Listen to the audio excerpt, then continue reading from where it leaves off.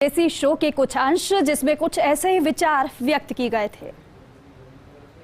Sir, अहम सवाल ये, उज्जैन में जो महाकाल लोक कॉरिडोर का लोकार्पण प्रधानमंत्री नरेंद्र मोदी ने किया, इसका मैसेज क्या दिया है, क्या देने की कोशिश की गई है? इसका एक ही मैसेज है, वो है जिस तरह कहा जाता था कि एक प्रचारक से प्रधानमंत्री, अब ये कहा जाएगा कि एक प्रधानमंत्री से धर्म गुरु, आध्यात्म गुरु। ये सबसे बड़ा मैसेज है इसका। और इसलिए प्रधानमंत्री ने कहा है कि सफलता के शिखर तक पहुंचने के लिए ज़रूरी है कि राष्ट्र अपने सांस्कृतिक उत्कर्ष के साथ उसको छुए और इसके बाद अपने गौरव के साथ, अपनी पहचान के साथ आगे बढ़े।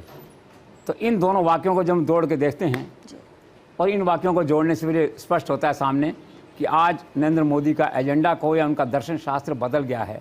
देश की राजनीति को वो एक नई दिशा देने की कोशिश कर रहे हैं। महाकाल का ये जो प्रयोग हुआ है, उद्घाटन हुआ है, ये अद्भुत है, अलौकिक है, स्वर्ग का एक खंड है जिसे कहा जाता है।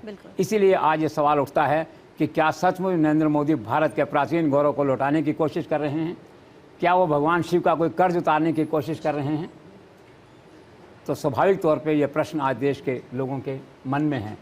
और मेरा स्पष्ट कहना है कि प्रधानमंत्री का रोल थोड़ा चेंज हो रहा है। राजनीति में आना, प्रधानमंत्री बनना एक संयोग था। उनका जो मन है वो शिव की आराधना में, मंदिरों की आराधना में, भगवान की आराधना में बसता है।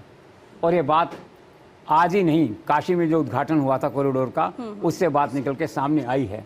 इसीलिए एक हमारे मित्र हैं BBC ब्रांड, संजीव श्रीवास्तव, उन्होंने कहा कि मोदी आज जिस पॉजिटिव अप्रोच के साथ भारत के पुरातन की बात करते हैं, संस्कृति की बात करते हैं, वैल्यू सिस्टम की बात करते हैं, तो रोंगटे खड़े हो जाते हैं। कितनी सही बात वो कह रहे हैं। और मेरा खुद का मानना है कि नरेंद्र मोदी की जो असली स्ट्रेंथ है वो अब महाकाल को देख के मालूम पड़ा है कि राजनीति तो एक रोल प्ले है उनके लिए। बाकी उनकी असली स्ट्रेंथ जो है ना, वो धर्म गुरु बनने में, अध्यात्म गुरु बनने में, देश के संस्कारों की रक्षा करने में, मंदिरों की रक्षा करने में, मंदिरों के पुनर्निर्माण करने में है। इसीलिए ये सब देश को सुहा रहा है। और एक बहुत बड़ा वर्ग है देश में, बल्कि कहिए कि हर भारतवासी इन सब बातों से खुश है, इन सब बातों से प्रसन्न है। और आप देखिए उनका काम करने का तरीका, आस्था उनके चेहरे से झलकती है, पूजा उनके चेहरे से झलकती है। आप देखिए वहाँ बैठे हुए शिव की मूर्ति के सामने बिल्कुल ऐसे होकर के सीधे, देखिए मन से पता लगता है कि आदमी मन से शिव की उपासना कर रहा है बैठ के जो है। और जो माला जप रहे हैं वो कितना परफेक्शन है उसके अंदर।